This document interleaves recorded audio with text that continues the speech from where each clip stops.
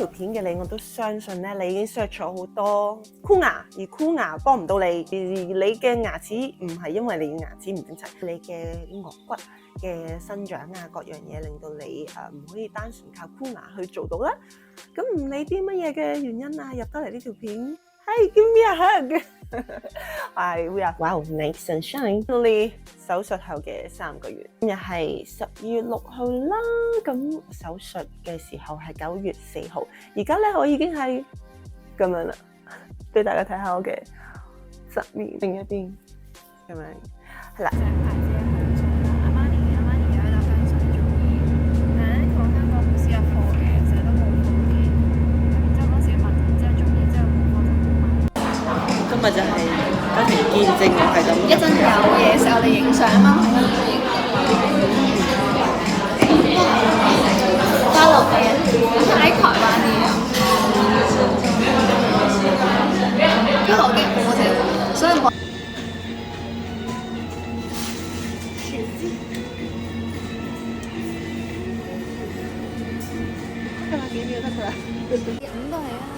而家買緊啲呢幾日會用嘅口罩，同埋呢一3條攞嚟吊命嘅嘢，但係真係好唔開胃咯！呢個哇咩嚟㗎，大佬個機友啊！而家哇唔都係呢個真係頂唔順，我都係飲奶奶。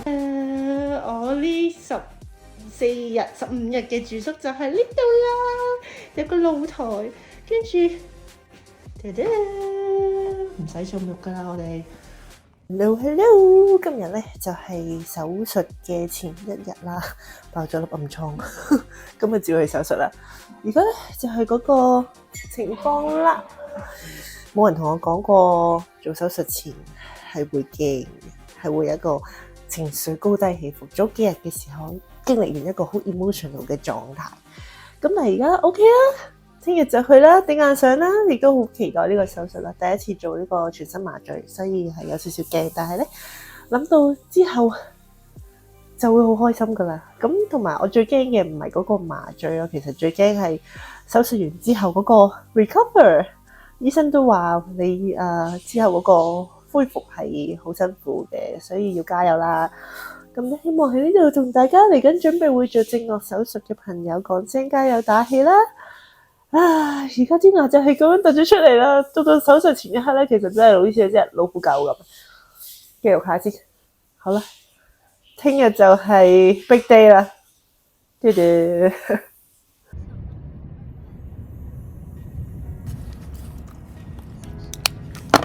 跟住我哋就嚟倒數，就快開始講唔到嘢嘅時候啦。喺呢個時候已經係手術完咗之後啦，已經講唔到嘢，個嘴已經俾人綁住咗。接下來嘅幾日呢，已經係冇聲，講嘢都成問題，所以得翻片。跟住呢度呢，已經係食嘢嘅時候啦。只能夠用一個針筒，呢個係診所提供嘅，咁就只可以飲一啲冇渣嘅嘢飲啦。咁當時我飲到第3日純鮮奶嘅時候呢，其實鮮奶真係好飲，但係真係飲到我不停肚餓，所以之後呢，就只能夠飲椰子水、蘋果汁，冇其他啦。豆漿係啊，呢個就係手術後啱啱拆咗壓力帶，我諗係第3日啦。1個禮拜後返嚟復診，都係豬咁。開始拆咗線之後呢，就可以食嘢啦。但係個嘴係極有限度下工作啊！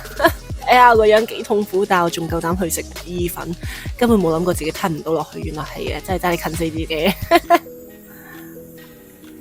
但係因為經過7日冇食嘢，嗰陣時嘅我實在太想食嘢啦，係諗唔到咁多，我淨係想食一啲固體嘅嘢。食唔到，最後我都係放棄，只能夠不停嗌台灣清粥啊、湯啊、翻嚟隔渣啊，打爛佢啊，跟住唔夠飽就再飲嘢啊，不停都係呢個皮蛋豆腐都係剪碎晒佢。我係唔記得咗帶 blender 嘅。去到手術後嘅，我諗差唔多個零禮拜咧，開始有翻啲生氣啦。個嘴活動能力多翻少少，啲嘴唇啊嗰啲感覺開始翻嚟啦，咁就開始可以妹下啲嘢食嘅味道。其實我都算進展得好快，呢度已經接近係 baby fat 嘅時候啦。真係咁樣講嘢啊！而家手術後第7日，就係咁，能夠開到嘅範圍就係咁多，跟住呢度有條橡筋喺裏面黐咗，咁咧上下牙又分唔開。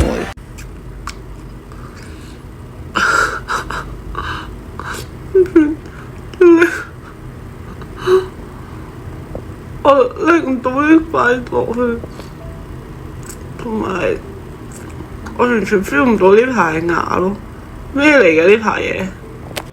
開始嘗試下化翻妝啦，但係眼下面咧都係麻痹啦，個嘴冇感覺啦。但係我未至於去到流口水嘅，我聽過有啲人話佢會流口水啦 ，feel 唔到啦。下巴擠暗瘡亦都冇 feel 啦。喺我身上咧係好幸運地冇呢個感覺啦。戴翻個口罩咪似翻個人樣，繼續出街。第一日出街即刻就去食甜品啦！我真係太耐冇食嘢，其實食得好辛苦，擘大個口都好困難，淨係可以每總之所有嘢唔需要咬嘅你就可以食啦。然後又係繼續我嘅冰敷嘅階段，灰色笑容之後都係頭紅。好難啊，好辛苦。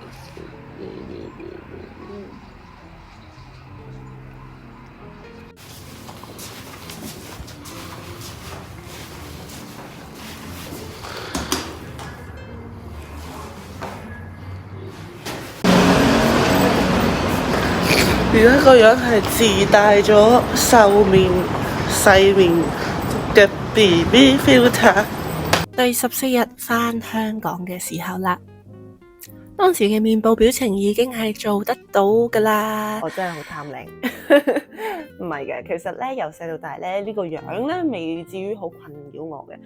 最困擾我嘅咧其實係咬合嘅問題啦，所以我最主要想解決嘅咧就係箍牙。咁但係咧我箍牙咧就唔可以直接去解決到牙齒整齊嘅問題，因為我有呢個問題就係 underbite，咁我啲牙咧係有少少倒及噶，就是地包天，然後厚豆，所以咧必須要靠呢個顎骨嘅手術去將佢拍翻埋，以前係咁嘅，就要將啲牙咧箍翻整齊，然後再做個手術去搭翻佢去前面，所以我就決定咗要做呢一個正顎手術啦。咁而家自然啦，我自己覺得亦都好似我以前個樣嘅，都唔係爭好遠啫。咁細個嘅時候咧，好想箍牙㗎，喺未到10歲嘅時候，咁香港就有啲牙科保健啊咁樣啦。咁但係嗰陣時咧去見醫生，醫生就話你戴嗰啲牙會逼翻埋會齊㗎啦，因為我細個咧係個門牙咧分開咗咁樣嘅。咁但係而家就好啲啦，但係始終都未去到好整齊。咁我一直都好想要一個好 perfect 嘅笑容，咁所以咧就去咗箍牙。咁我第一次去箍咧，初咧我其實都有喺香港揾啲牙醫去睇過啦。咁但係香港嘅牙醫咧就話我嘅牙係好麻煩㗎，你要做埋個顎骨啊，成個人會腫到豬頭咁啊，勸你都係唔好啦。咁呢個講緊嘅可能幾年前之前嘅事啦。隔咗幾年之後都係想處理。咁直至咧之前COVID 嘅時候啦，好多自己可以做嘅透明牙套啊，咁我就去做咗其中一間啦，我唔講佢咩名啦。咁我揾咗2間嘅，第一間咧就可能有良心啲啦，佢就 reject 咗呢個 case。佢話你個牙齒嘅問題咧，就算戴透明牙套都係解決唔到嘅，要去揾醫生去做手術先可以砌得埋你啲牙。咁第二間咧就願意喎，第二間個醫生咧就幫我去處理門牙8隻。下面牙唔箍嘅，淨係箍上面8隻。你可以幻想到你啲牙原本係咁樣，如果你即係參差不齊，但係你箍咗正常之後，就會中間漏風噶啦，下面冇喐過嘛。咁所以我係經歷咗3年嘅時間咧，講嘢完全漏風嘅，自己亦都有咬嘢食嘅困難啦。即係如果你食漢堡包嘅話，一咬落去咧，咬然後掹出嚟咧，嗰個裡面中間嗰塊菜係永遠都咬唔到嘅，咁所以就好困擾我，雞翼都食唔到。之後我嘅前男友啦，佢亦都做過呢個手術啦，咁所以嗰陣時見到哇，一個人整完之後出嚟好靚喎，同埋冇事喎，冇事冇幹喎，咁就俾咗我好大嘅信心啦。所以我就想作為一個企喺呢度去俾大家 give them a feel 嘅感覺，咁就可以俾到啲勇氣你哋啦。如果真係想去變靚啊，真係想去即係想去可以俾到啲勇氣你哋啦。如果你哋真係考慮緊呢個手術嘅話，做多啲資料搜集，life only once， 做咗你嘅下半世真係好光明。有人講過呢個手術咧係一個你唔會後悔嘅一個整形少少整形嘅手術。我翻到嚟成日講笑咁講話，我做咗呢個整形手術啦，但係我媽咪咧就不停同我講，你唔係整形啊，你係牙齒矯正咋。OK， 咁咧就係啊，咁而家就完成咗呢個手術啦，就同大家分享下嘅成果啦。手術嘅內容其實咧，呢個手術咧係唔會有傷口喺你嘅面上面嘅。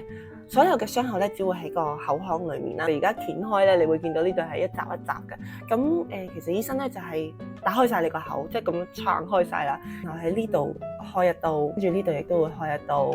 咁人人個設計可能有啲唔同嘅。我做嘅手術咧係上顎做咗一個前骨手術，就呢度咧亦都開咗一刀，將你個上面嘅門牙嗰個顎骨咧反旋轉咗落嚟，跟住下面咧都喺呢個粒位，呢一個後面呢個位開咗一刀，而亦都以前呢一個位咧嘅增生係好多嘅，亦都將呢一邊嘅骨咧增生嘅骨多餘嘅骨切走咗。但係醫生都會將你嗰個角度設計得好好，所以我係好驚一開頭完成咗會變咗網美臉嘅，但係而家so far睇落去我都覺得幾好啊。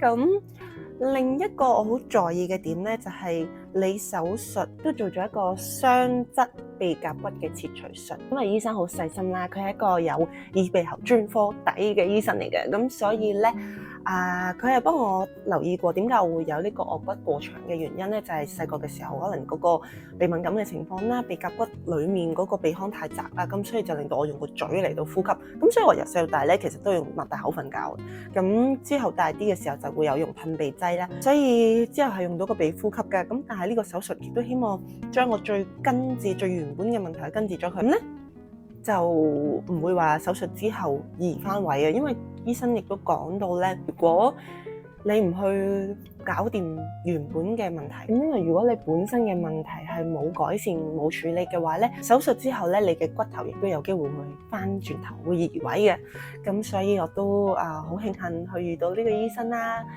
如果想要醫生資料嘅話咧，就留言 PM 我啦。咁我就再分享醫生嘅資料。所以除咗咬合嘅問題咧，我都係想搞埋呢個呼吸道嘅問題。之前嘅經歷，之前咧就做過一個透明牙套，自己自助嗰種啦，即係自己咬個帽俾佢，跟住就整寄過嚟啊，然後自己屋企箍牙，喺 Covid 嗰段時間嘅事嚟㗎啦。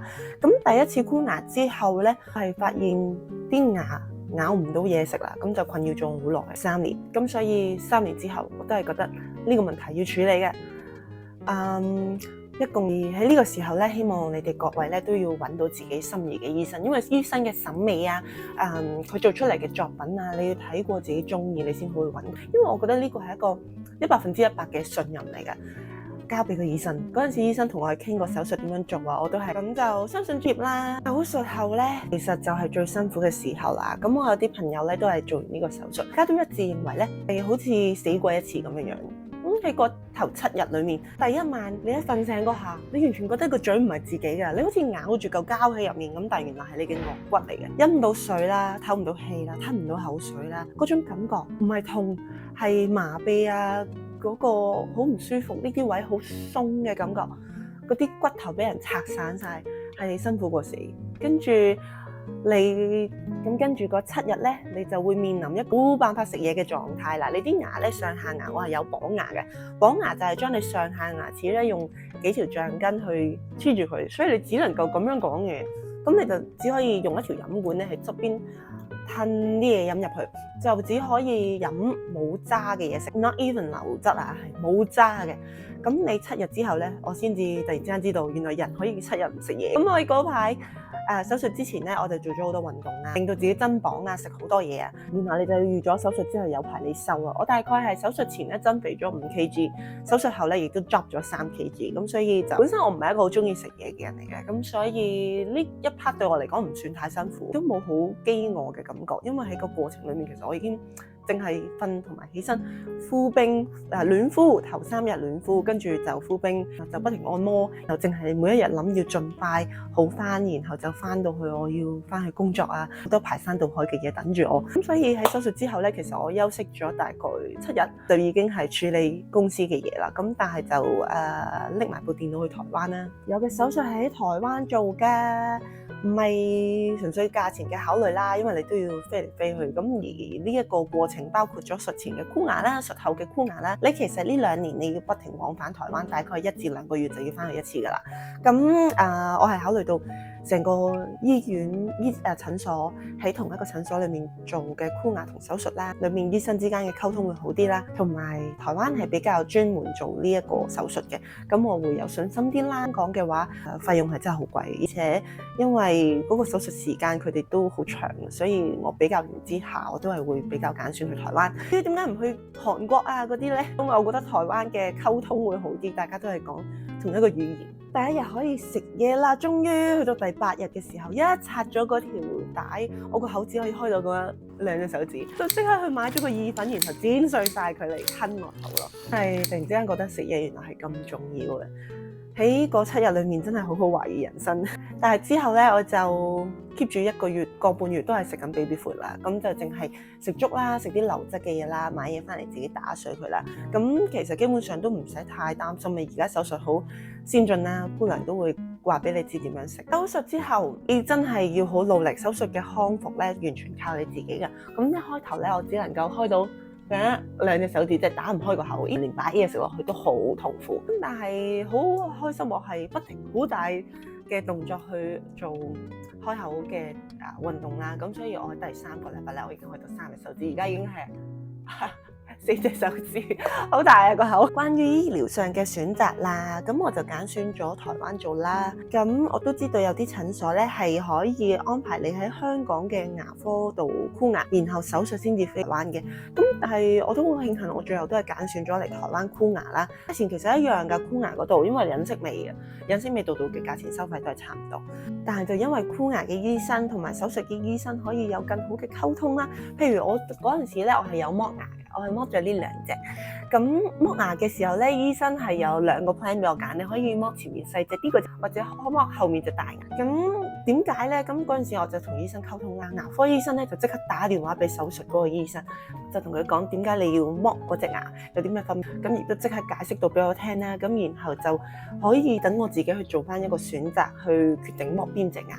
咁所以突然間嗰一下咧，我都會覺得好彩我係揀咗同一個診所，咁醫生大家之間佢哋都可以有一個好啲嘅溝通。咁但係咧，我知道真係唔係人人可以咁樣往返兩地去做箍牙嘅，咁所以咧大家都係要揀翻適合自己嘅方案，適合自己嘅醫生。咁都希望你哋可以喺呢個 journey 裏面順順利利啦。Yeah, so it's pretty much today.